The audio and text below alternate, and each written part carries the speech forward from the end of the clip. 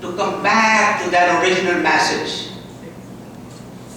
Preserve it and let the humanity see the rewards that come from living it, from practicing it, and from enjoining others to do that. I had a prepared speech to read, but I won't do that because I am against sundown in a race, because I know that right after sundown we have to go out to pray out in the hall. So I will be very brief. But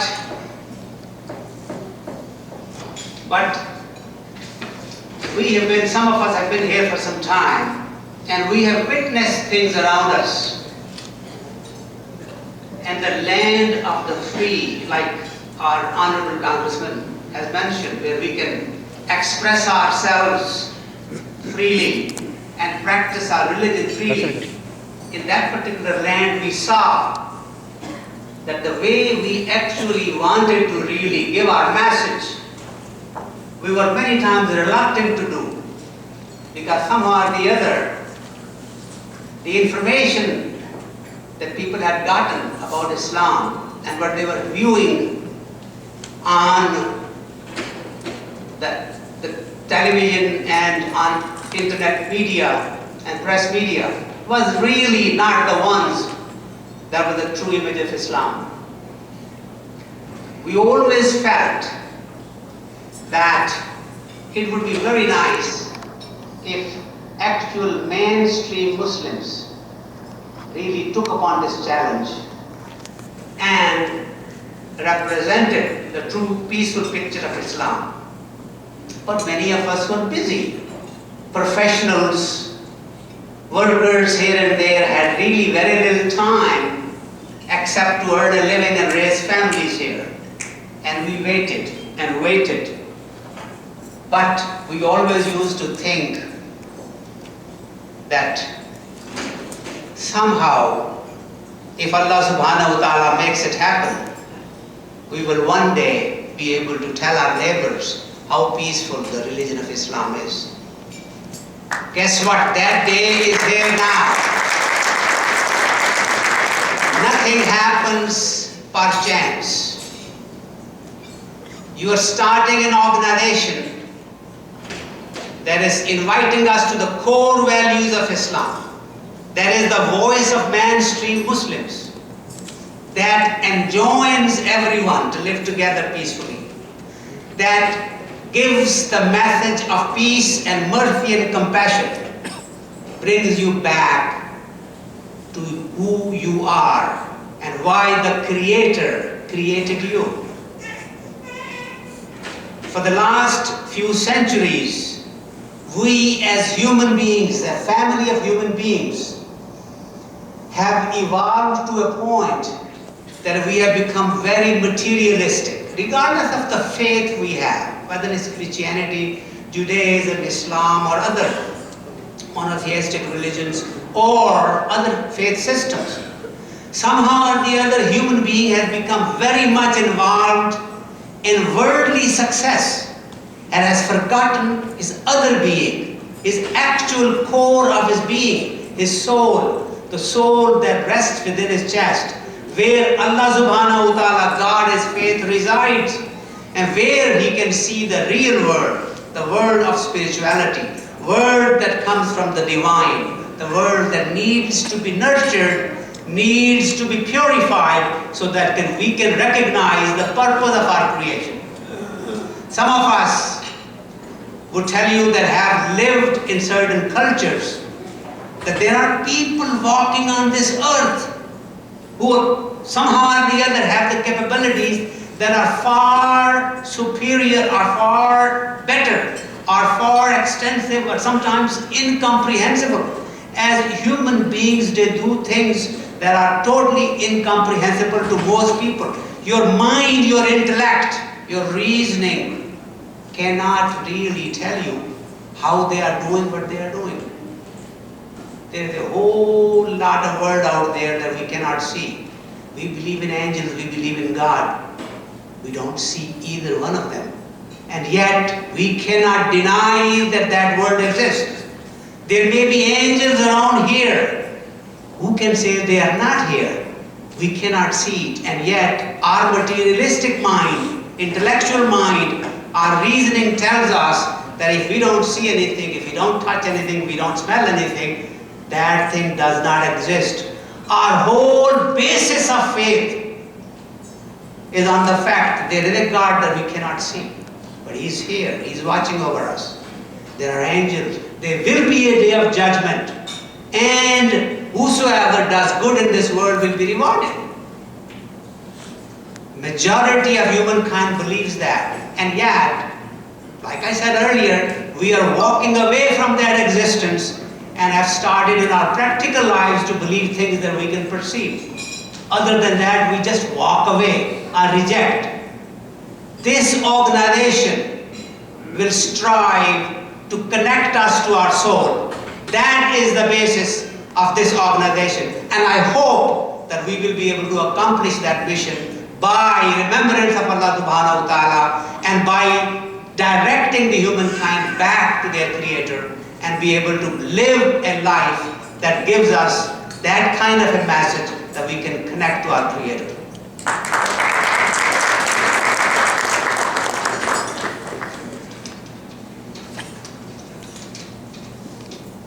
I used to always wish, and I'll say a couplet in Urdu, ख्वाहिश थी कि मीलाद के जलसे हूँ यहाँ भी, ख्वाहिश थी कि मीलाद के जलसे हूँ यहाँ भी, नाते भी हूँ सरकार की अजमत के बयां भी, और हूँ आम यहाँ भी मेरे आका के कसीदे सुनने को मिले, जिक्र भी, कुरान भी, अज़ां भी.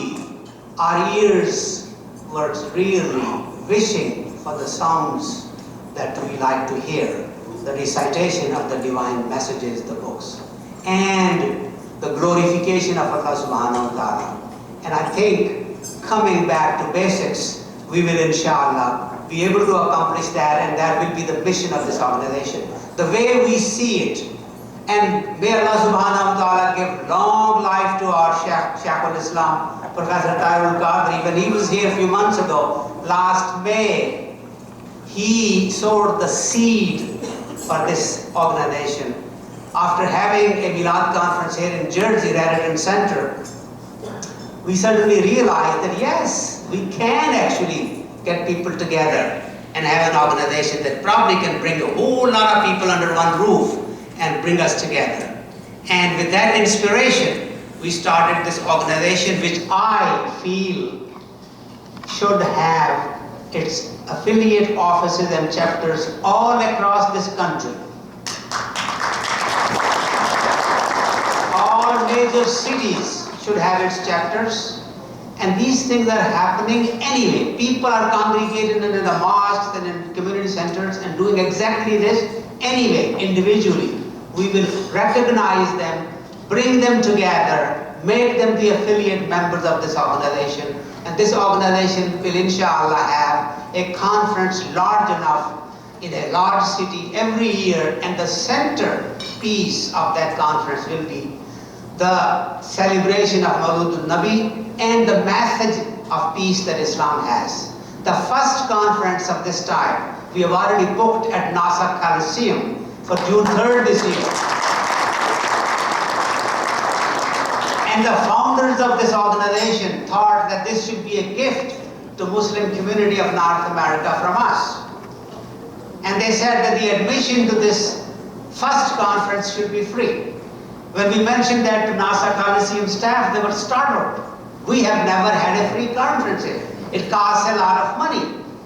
And we said, well, this is what we have to accomplish. Let's change the perspective.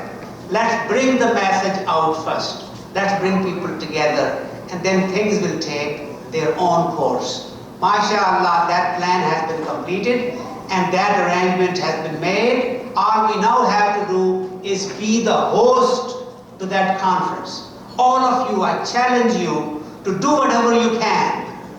Give this message to your people around you, to families, friends, and community places, wherever you are, and make sure that people know that such a conference in NASA Coliseum is going to take place on June 3rd on a Sunday, and participate in that conference in any which way you can. I think that will be a great thing to start, and then we will see inshallah where it takes us. There are other organizations, by the way, that exist, have been doing a great job, tremendous job. They will continue to do that job. We will continue to support those efforts also, and yet we will inshallah have a new cadre of leaders that we will draw upon from this country, North America.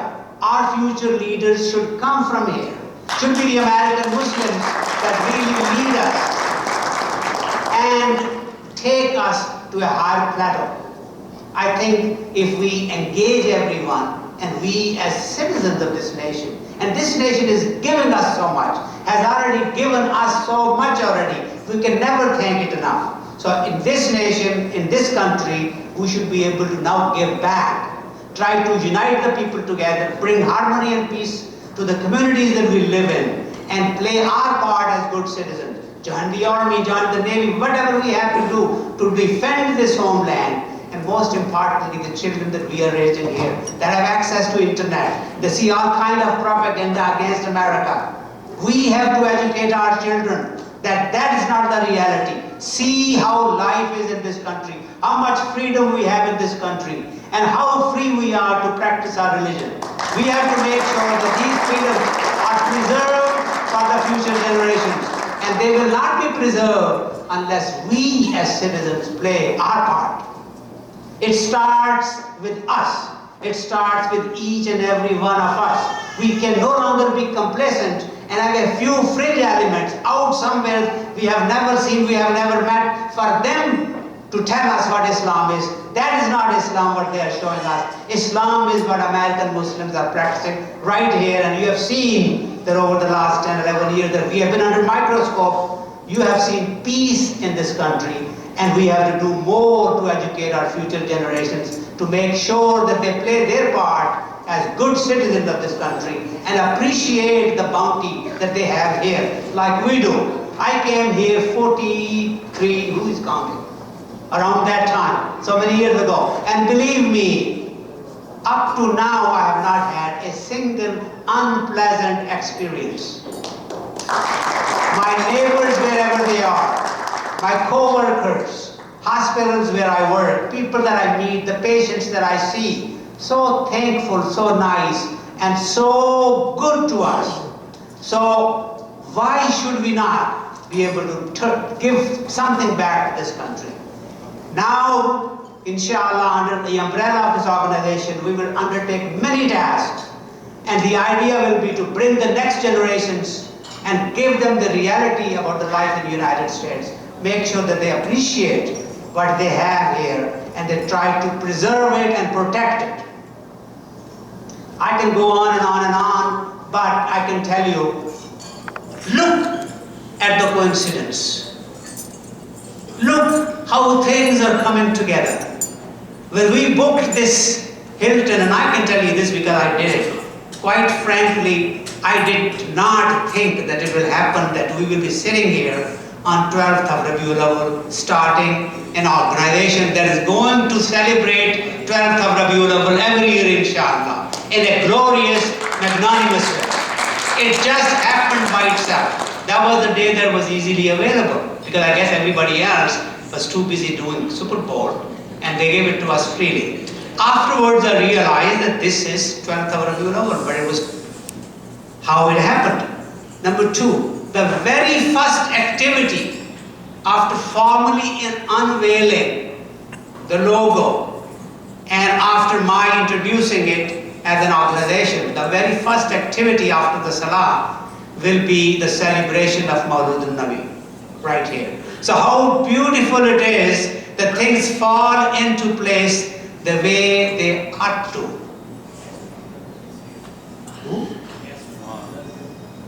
We have a guest from London here, Masha'allah. I see. Oh, I see. So we have time? We still have time? Oh, okay. So it seems to me that it's time for Salah now. We'll pray. And I know that many of you are here for the love of this organization and for love of some of the people that have invited you. If any one of you has to leave for Super Bowl or for whatever reason, we wouldn't mind. After this, we will inshallah break for Salah. After Salah, when we come, we'll celebrate the Milad-un-Nabi, and that formal function will start. Let me announce that our guest from London, s.a.w, the best Naat Khan around for this century, I can say that, is here, Masha'allah, to celebrate with us. And then after that, we will have a special speech, and we have beautiful, sumptuous dinner that is waiting for you. And that dinner, by the way, is courtesy of Shalimar. Brother Saif Latif has gone out of his way to accommodate us, and I know I will have to thank him at the end also, but I did have a minute now, and I thought I should thank him for the courtesy and for the professionalism that he had shown, and we cannot thank him enough. Jazakumullah khairan. May Allah subhanahu wa ta'ala give him more and more and more so that he can do more and more for us. Jazakumullah. Assalamu alaikum.